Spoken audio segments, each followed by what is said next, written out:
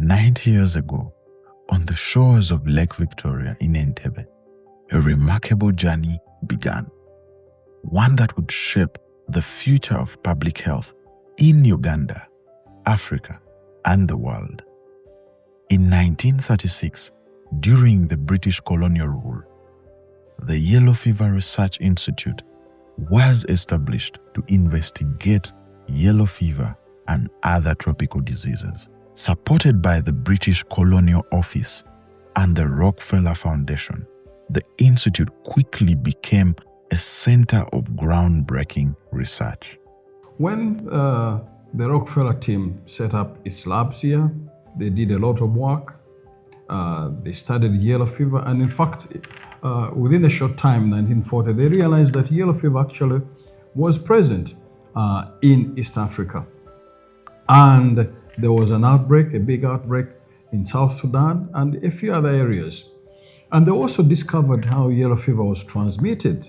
We have two cycles in the forest, in the urban, and a lot of that work was done here, including finding out which vectors were responsible for the transmission of yellow fever. And in the process, of course, they discovered many viruses that are known globally: West Nile virus, Zika virus, and many others. I think this institute has a list of many viruses that were discovered.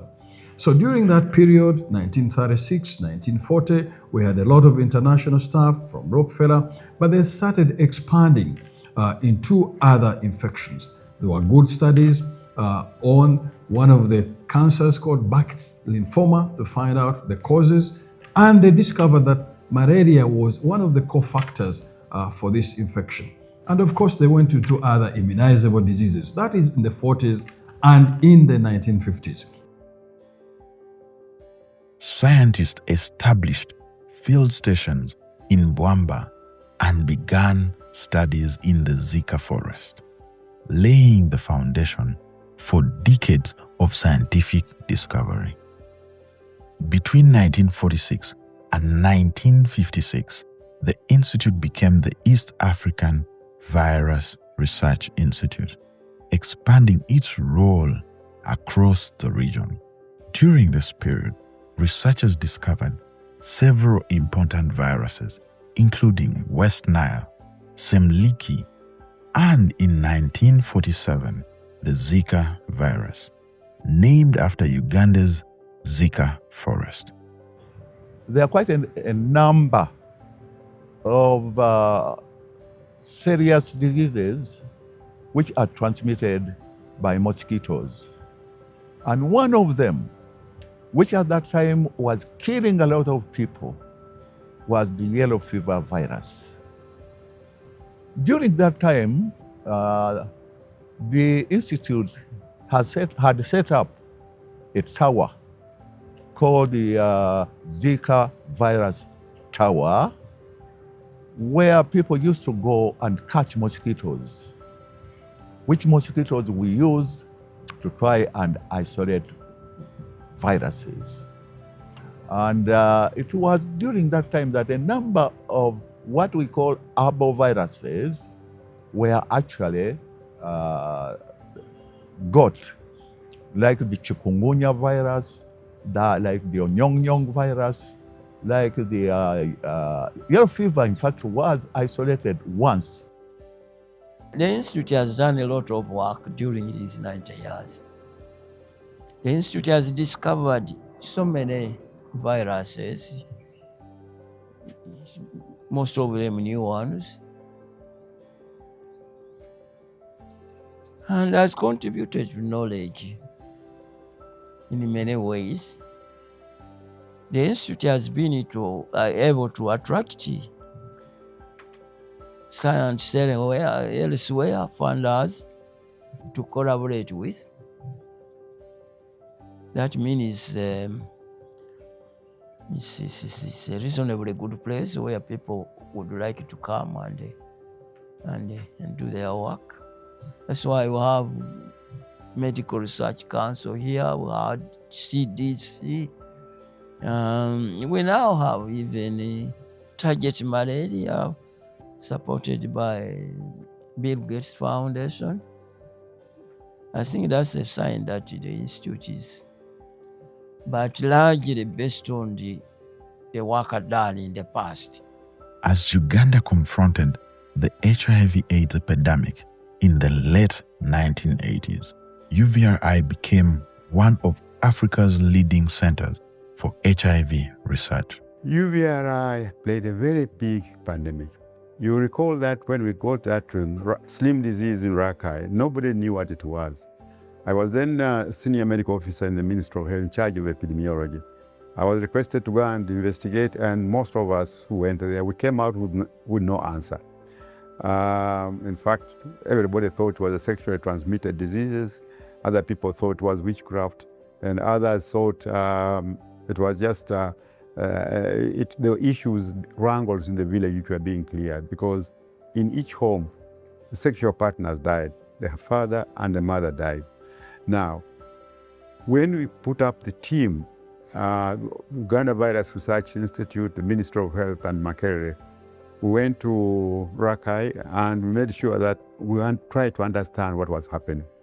And to our surprise, after a few years of a few months of study, we found that the HIV was heterosexual transmitted, meaning that it was only the sexual partners who got infected. And that ruled out the issue of mosquitoes, because people initially were saying that mosquitoes were equally responsible. But if that was the case, mosquitoes would not selectively bite sexual partners and leave children.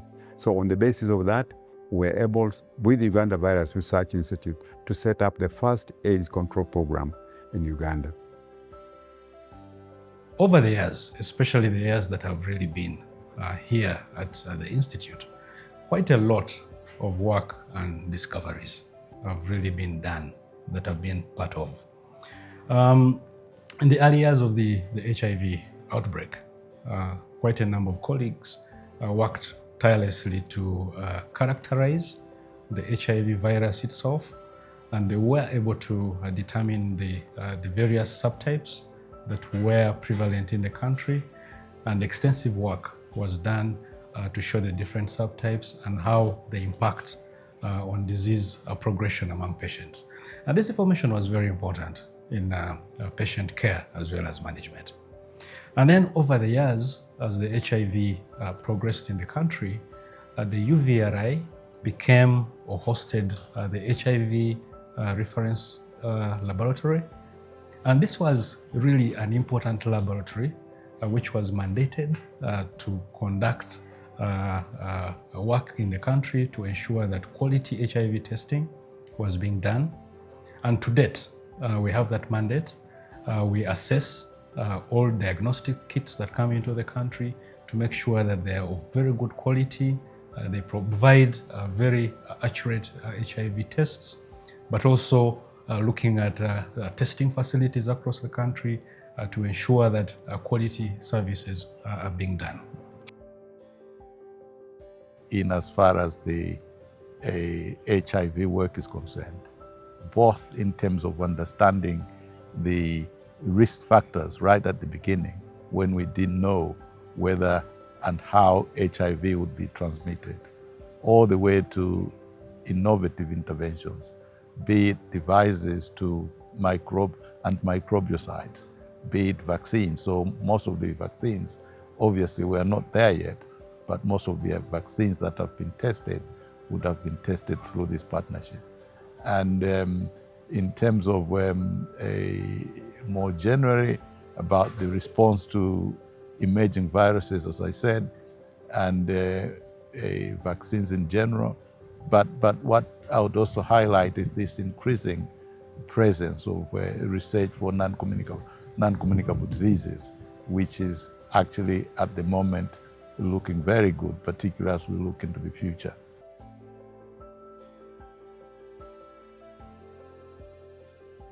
UVRI and its partnership with UVRI Clinical Research Program, or CRP, has had a very great impact.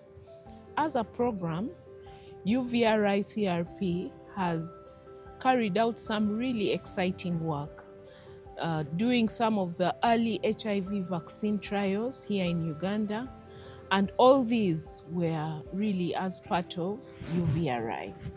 And all these trials happened successfully. We also did several phase 1 and phase 2 vaccine studies, and all these were still in support of UVRI.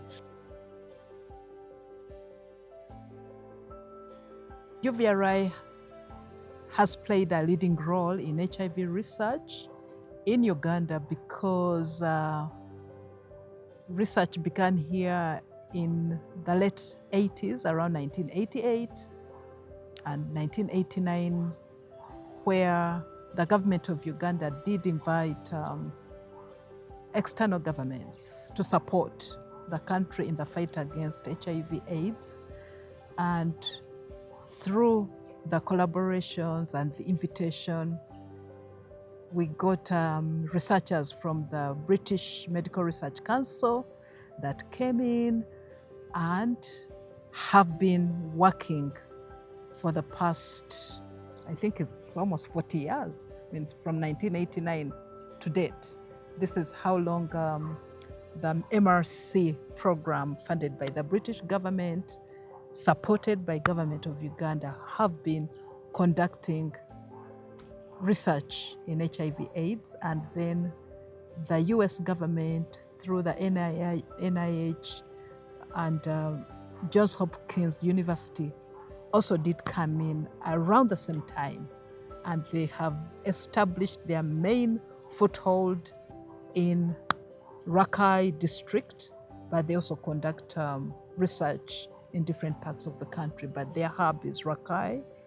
And the MRC, apart from doing work in Entebbe, they are also based in Masaka district. I think having UVRI as the motherboard for MRC helped MRC become what it is. So the MRC program had always this mother support foundation in UVRI, and that helped the MRC.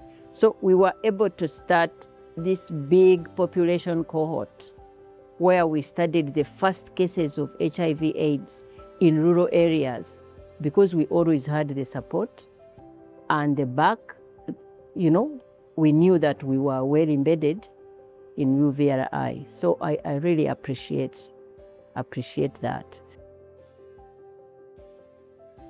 Mu byonna ebikoleddwa, kye nsinga okwenyumirizaamu, neenyumiriza mu ngeri gye bakoze okuzuula akawuka aka-HIV, kubanga HIV yali muzibu.